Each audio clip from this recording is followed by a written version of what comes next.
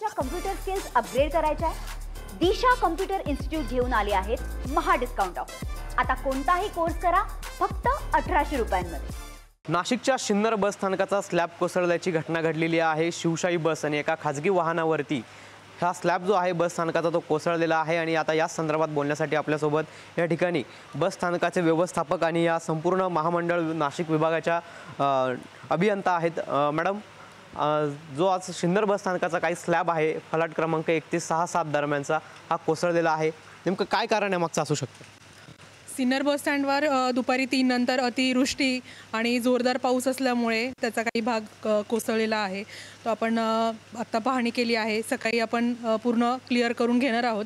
अतिवृष्टीमुळेच हा भाग कोसळला आहे असं एक बघण्यात आलेलं आहे। मात्र ह्या बस स्थानकाच्या काही कामाचा दर्जा वगैरे तपासून घेण्यात आलेला होता, त्यामध्ये ते मटेरियल जे आहे ते कशा पद्धतीचं वापरलं आहे काय याची आपण पडताळणी केली गेली होती आपल्याकडे? हो, ज्यावेळी बस स्टँड झालं होतं त्यावेळी आपल्या महामंडळाकडनं त्याची तपासणी वगैरे करण्यात आलेली होती। जे काही बस स्थानकाचं जे स्ट्रक्चरल ऑडिट आहे त्या संदर्भात काही पडताळणी केली गेलेली आहे? हो केलेली आहे। ज्यावेळी बस स्टँड झालं त्यावेळी सगळ्या प्रोसिजर फॉलो केलेल्या आहेत। त्यावेळी सगळ्या चाचण्या केलेल्या आहेत त्या बस स्टँडच्या। मात्र तरी देखील अशा पद्धतीची घटना या ठिकाणी घडलेली आहे। साधारणतः किती वर्षांपासून याचा फॉलोअप जो आहे तो महामंडळाच्या वतीने घेतला जातो? तर आज सगळं बघता सिन्नरमध्ये अतिवृष्टी झाल्यामुळे बऱ्याच ठिकाणी झाडं काही स्ट्रक्चर पडलेली आहेत, तर असा अंदाज येतो की पावसामुळेच कदाचित हा भाग पडलेला असावा। तर एकदा उद्या त्याची पुन्हा शहानिशा करून सगळं ठरवण्यात येईल, बघण्यात येईल। नक्कीच आपल्यासोबत या ठिकाणी बस स्थानकाचे व्यवस्थापक देखील आहेत। सर, ज्यावेळी ही घटना या ठिकाणी घडली त्यावेळी काही बसमध्ये प्रवासी अडकले होते। शिवशाही बसमध्ये 40पेक्षा अधिक प्रवासी असल्याची माहिती मिळाली होती, मात्र काही जीवितहानी वगैरे या ठिकाणी घडली आहे का? ही घटना ज्यावेळेस घडली साधारणतः 4:20 त्यावेळेस प्लॅटफॉर्म क्रमांक 2 वरती शिर्डी ठाणा ही बस लावण्यात आलेली होती व त्या बसवरील चालक हे आपल्या वाहन रोजनामा घेऊन एंट्री करण्यासाठी गेलेले होते। त्यावेळेस बसमध्ये 40 प्रवासी होते आणि त्यावेळेस अतिशय प्रचंड असा पाऊस आणि सोसाट्याचा वारा चालू होता।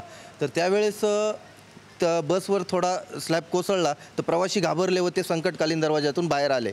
सगळेच प्रवासी बाहेर आले, परंतु कुठलीही काही जीवितहानी वगैरे झालेली नाही, तसेच कुठल्या प्रवाशालाही काही लागलेलं नाही। बसचं थोडं नुकसान झालेलं आहे फक्त त्याच्यामध्ये। नक्कीच आता बस स्थानक जे आहे ते आपल्याला कुठेतरी बंद असल्याचं पाहायला मिळतं, त्यामुळे काही पर्यायी व्यवस्था जी आहे ती करण्यात आली आहे?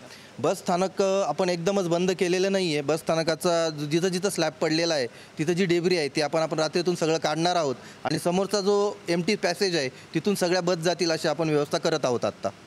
सध्या या ठिकाणी जी घटना घडली त्यानंतर कशा पद्धतीनं मदत कार्य बचाव कार्य जे आहे त्या ठिकाणी करण्यात आलं होतं? ही घटना ज्यावेळेस घडली त्याच्यानंतर सिन्नर येथील अग्निशामक दल, MIDCचं अग्निशामक दल, MIDCचे पोलीस, आपले स्थानिक पोलीस सगळे इथं लगेच नगरपालिकेचे सगळे इथं आले व त्यांनी चांगल्या पद्धतीने मदत करून चांगली रेस्क्यू केली आणि आमची बस पण काढण्यासाठी त्यांनी चांगल्या पद्धतीने मदत केलेली आहे। मात्र कुठेतरी असं देखील म्हटलं होतं की वीज कोसळल्यामुळे ही घटना घडली आणि काही प्रवासी देखील जखमी झाले आहेत। यात कितपत तथ्य आहे? यात अजिबात तथ्य नाही आहे। कुठेही वीज कोसळलेली नाही। अतिशय सोसाट्याचा वारा होता आणि पाऊस पण जोरात होता। वीज कोसळलेली नाही आहे आणि जीवितहानी वगैरे पण झालेली नाही, कोणाला काही लागलेलं पण नाही आहे। नक्कीच आपल्यासोबत हे सर्व ST महामंडळाचे व्यवस्थापक आणि अभियंता होते। आता या ठिकाणी जो मलबा आहे तो हटवण्याचं काम देखील सुरू आहे, मात्र कुठलीही जीवितहानी झालेली नाही अशा पद्धतीचं देखील जे आहे ते ST महामंडळाच्या वतीनं सांगण्यात येत आहे। कॅमेरा पर्सन आकाश येवलेसह पवन येवले, TV9 मराठी, शिन्नर, नाशिक। मला तुमच्या कम्प्युटर स्किल्स अपग्रेड करायच्या आहे? दिशा कम्प्युटर इन्स्टिट्यूट घेऊन आले आहेत महा डिस्काउंट ऑफर। आता कोणताही कोर्स करा फक्त 1800 रुपयांमध्ये।